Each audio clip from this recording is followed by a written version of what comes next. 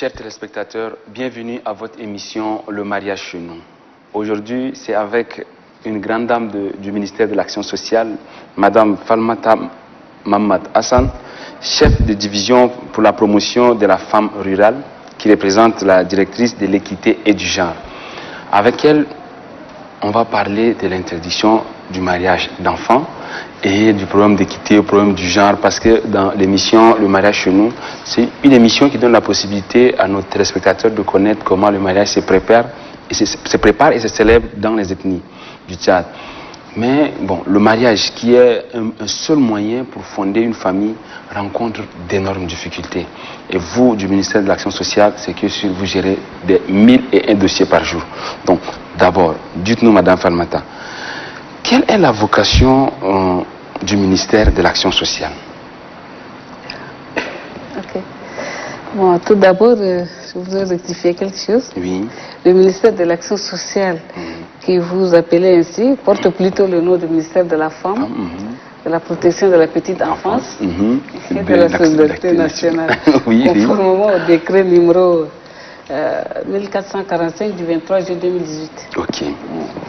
Donc, la vocation de la direction de la femme et de l'équité du genre a pour vocation de définir, de mettre en œuvre la politique nationale genre, Oui. mais aussi de contribuer à la prise en compte de la dimension genre dans la politique nationale, des plans sectoriels et programmes de développement, ainsi que d'assurer la coordination des actions menées par les différents partenaires en faveur des femmes. Et enfin, d'informer et sensibiliser les femmes sur leurs droits et devoirs. Ah, sur leurs droits et devoirs.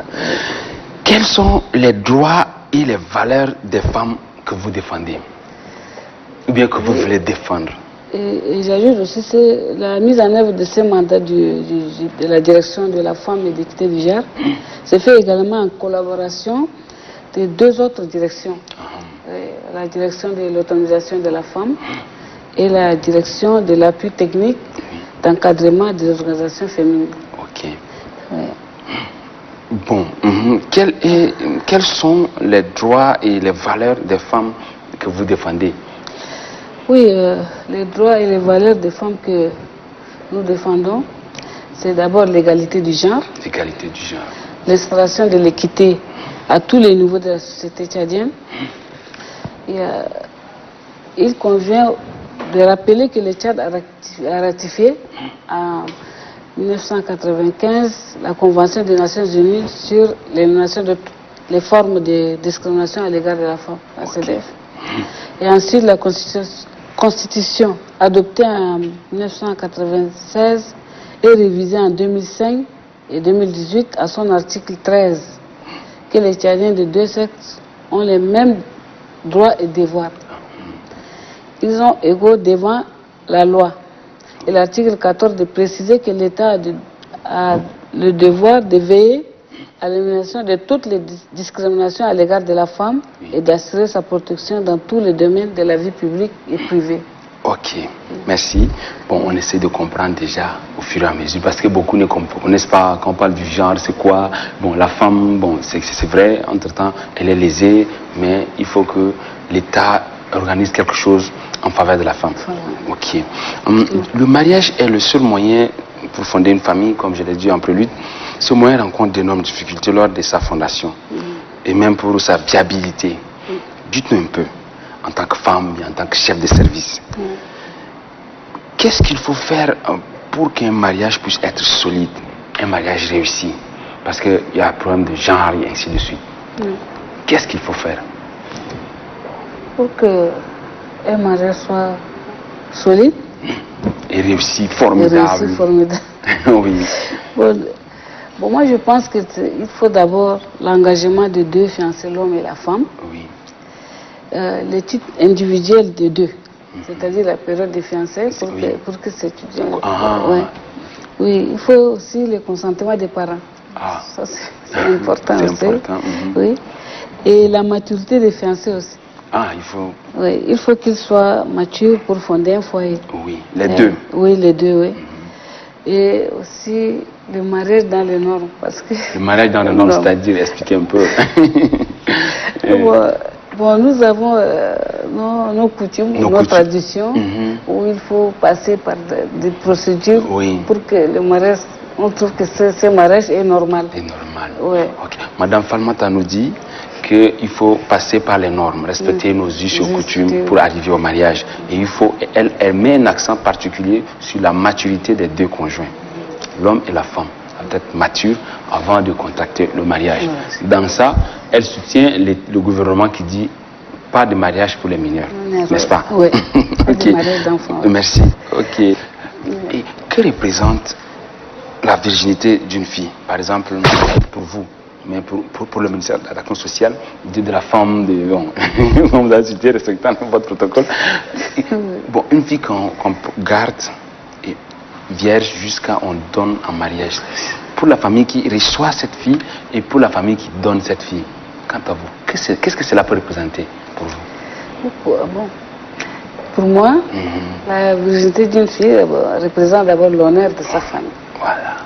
Oui, et aussi la famille qui les reçoit, je trouve que c'est une fille éduquée, bien éduquée, la bonne éducation. Oui.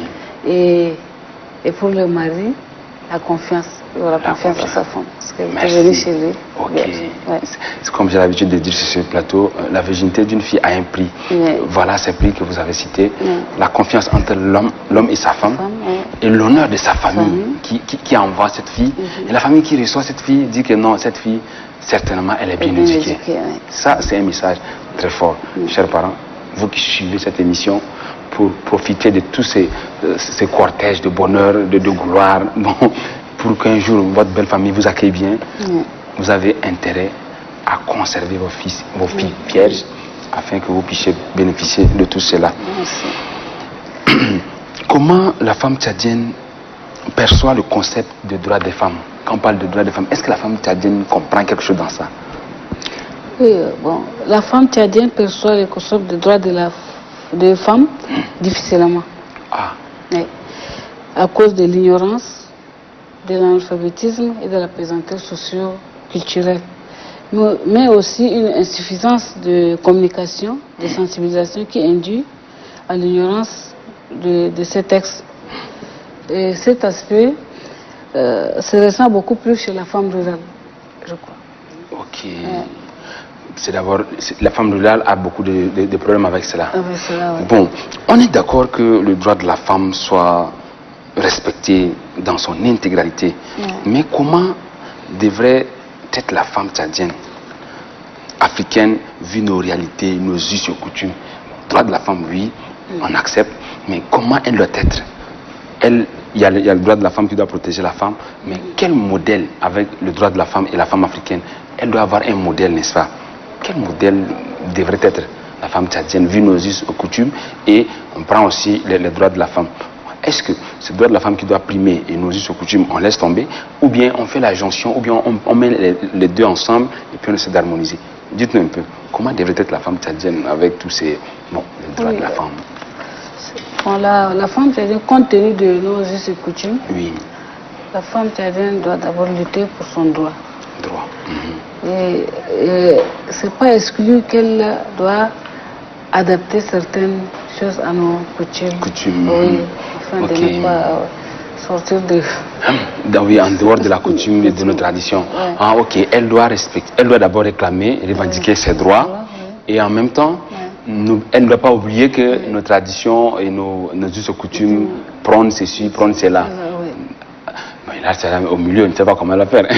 Si ces droits, si par exemple nos us et coutumes vont à l'encontre de ces droits qu'elle revendique, comment devrait-elle faire? Qu'est-ce qu'elle doit faire maintenant? Je crois que pour ça, elle doit...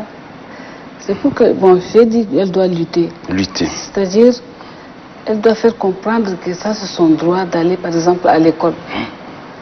C'est surtout contre les stéréotypes. Mais avant, on dit que c'est le garçon qui doit aller à l'école et la fille ne doit pas. Donc, elle doit faire comprendre qu'elle aussi, elle peut faire ce que le garçon peut faire. Et pour cela, qu'est-ce que vous faites dans votre ministère et dans certaines directions pour que la fille parte à l'école et ainsi de suite? Oui, pour ça, bon, je crois qu'on peut aussi parler de la politique nationale du genre. Du genre, ok. Oui. politique nationale du genre, qui est dans son plan quinquennal. La mise en œuvre de la feuille de route fait beaucoup parler du droit de la femme. Donc pour cela, là, on est en train de... C'est déjà vulgarisé et on est en train de faire des sensibilisations dans les institutions publiques et privées. Et il y avait eu même de formation, de points focaux dans les institutions publiques et privées, en collaboration avec le ministère du Plan et l'Union européenne. Ok. Et même les cellules que sont en train de... C'est en cours, quoi. Okay. On est en train de mettre les cellules dans les différentes institutions. La mise en place des cellules dans les différentes institutions est en cours. Est-ce que l'homme tchadien, bon, il y a politique genre que vous défendez, vous faites de la propagation, et c'est bien, mais est-ce que l'homme tchadien a conçu, et comment ou bien conçoit cela? Est-ce que l'homme tchadien accepte que la femme doit avoir tous ses droits, ses devoirs? Est-ce que vous n'avez pas de difficultés dans sur ce plan? Oui, les difficultés, il y en a. Parce que c'est une mentalité qu'il faut changer. Il faut du temps. Il faut de la sensibilisation. Ok. Et avec le temps, je crois que... Donc il faut combien de temps comme ça? Oui. Vous pensez qu'il faut, il faut 25 ans ou il faut 10 ans, il faut, je ne sais pas. Oui, pourquoi pas, surtout dans nos milieux ruraux là. Oui. C'est pas facile, mais pas facile. ça viendra. Ah, c'est surtout le milieu rural. Il n'y a pas... Ok. Est-ce que, à votre avis, une femme peut demander adultère à son mari? Bon, j'explique. Si l'homme se marie à plusieurs femmes, bon, se marie avec elle, et après vient marier une seconde femme, est-ce que la femme là peut encore dire pourquoi tu as marié une deuxième femme? Sinon, donne-moi d'abord 1 million avant que j'accepte la deuxième femme. Sinon, il y a problème. Oui, si je comprends un peu votre question. Oui. Il y a une différence épousée et adultère, non? Oui. Et adultère, oui. Bon, épouser, parfois, l'homme épouse la deuxième femme, mais la première femme, parce qu'elle n'est pas au courant, elle trouve ça comme adultère. Elle dit que ça c'est de l'adultère, tu dois me dédommager et autres. Ou bien me donner récompense avant que j'accepte la deuxième femme comme co-épouse. Ou bien si l'homme sort, parfois les hommes qui sortent et puis la femme aussi dit que c'est adultère et puis ça crée des problèmes. Je crois que dans notre société, le fait d'épouser une femme, la première femme, bien que je crois que c'est pas facile, c'est pas facile, mais elle accepte parce qu'elle sait que son mari est parti épouser celle-là. Mais quand il va comme ça pour faire des déprivations, elle n'accepte pas. Elle n'accepte pas. Hein. Oui. Bon, si l'homme doit marier légalement, elle peut accepter. Oui, elle peut accepter. Mais si c'est pour faire des désordres, là, non. C'est là où vous dites, vous aussi, vous dites non. Ok, c'est bien. À votre avis, quelles sont les origines des divorces dans le foyer? Parce que maintenant, on se rend compte qu'il y a d'énormes divorces dans le foyer. Mariage d'1 mois, d'une année. Dites-nous un peu. Oui, cette question, la liste n'est pas exhaustive. Oui, il y a les causes peuvent être les violences physiques et psychiques aussi. Et quand le mariage n'est pas fondé aussi dans les normes. Oui, c'est de ça on parlait, les normes. Je crois. Il y a la dépravation des mœurs aussi. Et le manque de moyens aussi. Manque de moyens. Oui, quand tu as on a ajouté quelque chose. Il y a la jalousie excessive. Tout ça. Ah oui, ouais, ça arrive, c'est bien. Et la banalisation des mariages aussi. Oui, ça peut aussi entraîner le divorce. Waouh, le message, je suis sûr que c'est plus que passé. À qui la faute, vu cette délinquance juvénile qui va crescendo? Aux parents, aux jeunes, ou bien à qui doit incomber cette responsabilité? Maintenant on dit la dépravation des mœurs, les mariages un peu partout, les trucs de Mokolo, la jeunesse qui ne sait pas la tradition. À qui la faute? Votre ministère s'en charge aussi de ça, je pense. Oui. À vous le micro. Oui. Bon, la jeunesse, plutôt la délinquance juvénile, on peut donner d'abord la première faute peut-être aux parents. Parce qu'on ne fait pas un enfant comme ça sans lui donner une éducation de base ou sans penser à son avenir, quoi. Oui. Oui. Là, les parents doivent, je crois que c'est une responsabilité des parents. Hein. De deux, il y a ces dépravations des mœurs dont vous parlez, aussi les jeunes maintenant. Je crois que toi, tu donnes l'éducation à la maison. D'une autre façon, lui, il sort dehors. Oui. Il y a les médias, la télévision, le téléphone qui donnent une autre éducation à l'enfant. Donc si, je reviens toujours aux parents, si l'enfant n'a pas donné une bonne éducation, bien calquée à l'enfant, je crois qu'il risque de dévier. Il risque de dévier, ok. Et alors là, il va suivre les autres et c'est tout. Ça sera la délinquance.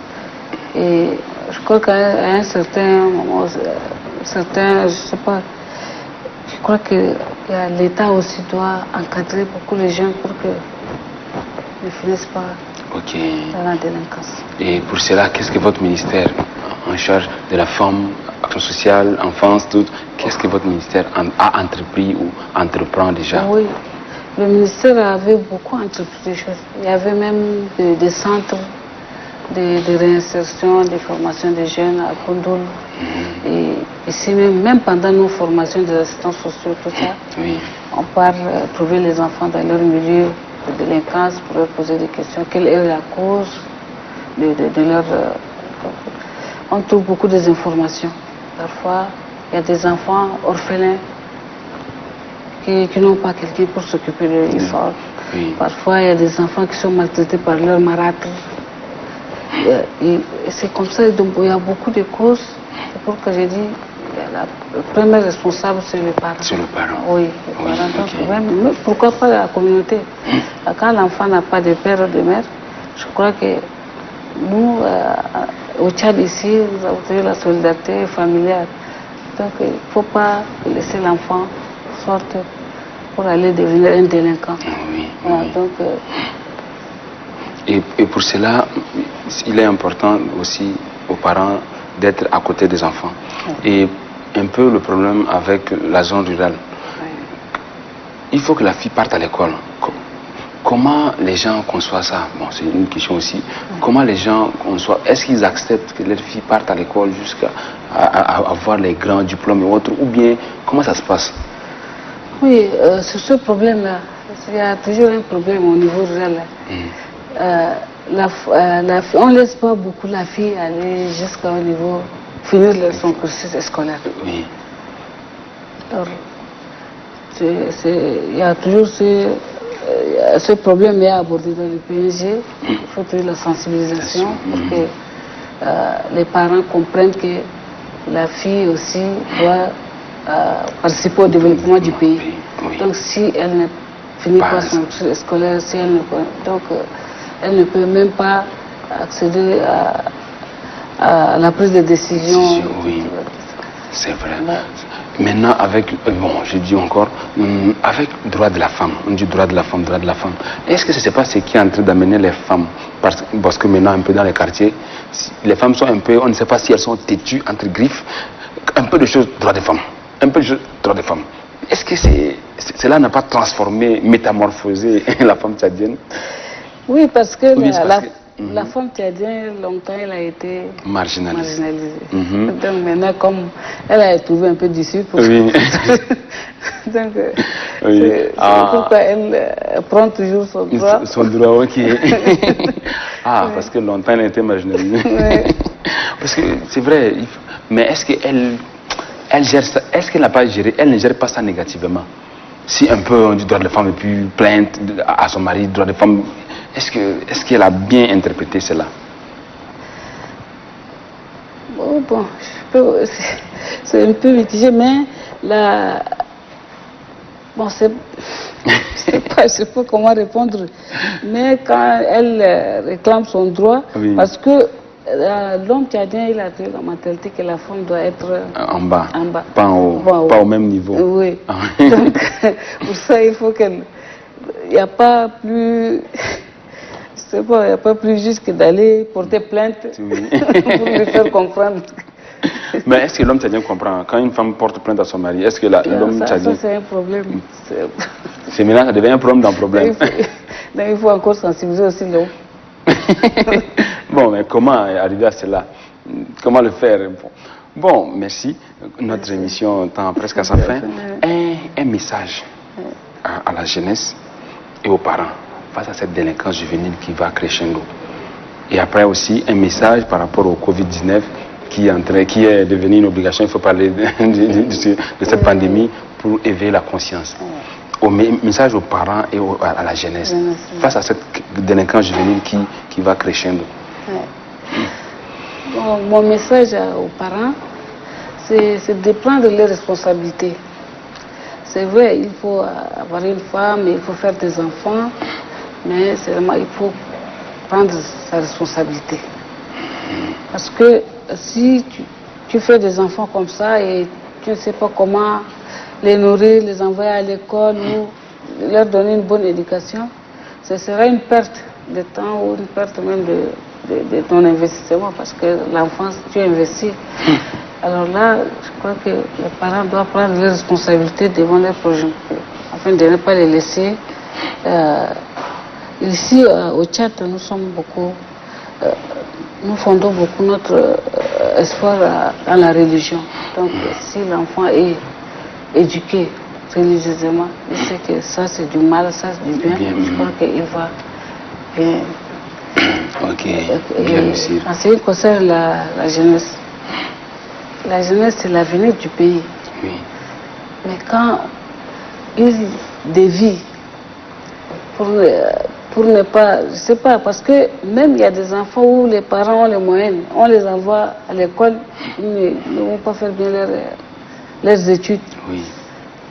Il faut qu'ils pensent que c'est eux. Aujourd'hui, la population tchadienne, la majorité, c'est la jeunesse. C'est la jeunesse. Si tout ce monde-là n'est pas bien éduqué ou il est devenu délinquant ou n'est pas encadré, tout ça, c'est une perte même pour le pays. La jeunesse doit revenir sur la route où il y a la lumière au bout du tunnel. Parce que l'avenir du pays repose sur elle. Votre message est fort, Madame Falmata. Par rapport au Covid-19, bon, jusqu'à là, une tranche de population qui disent que non, il n'y a pas la Covid ou il n'y a plus de Covid. Non, il faut qu'ils gardent toujours les mesures de barrière données par le gouvernement. Il faut qu'ils ils portent les cache-nez, et respecter la distanciation sociale, laver les mains chaque fois qu'ils... Je crois que les mesures de l'hygiène, là, il faut qu'ils continuent, même si après Covid. Hein, mais c'est depuis longtemps qu'on nous apprend à l'école. On dit propriété chasse la maladie. La maladie, c'est ça. Oui. Donc, Covid maintenant est venu, il nous oblige. Donc, il faut qu'ils lavent toujours les mains à chaque fois. On nous dit respecter la distanciation sociale, se laver régulièrement les mains et tousser ou éternuer dans les côtes du bras, porter toujours les masques. Bon, même maintenant, on se rend compte que les nombres de cas détectés sont minimes. Mais même si on dit après qu'il n'y a pas Covid, c'est mieux de continuer à respecter pour un bon temps. Parce qu'on ne sait jamais pas. Ça risque de faire chuter et puis ça risque d'aller crescendo et ça va faire des dégâts. C'est ce qui se passe dans d'autres pays. Merci. Chers téléspectateurs, merci d'avoir suivi cette émission avec attention. J'espère que vous allez profiter de ce moment pour entendre ce que Madame Falmata nous a dit par rapport à l'interdiction de mariage des enfants, les conséquences, et par rapport à l'équité du genre, tout, et aussi droit des femmes.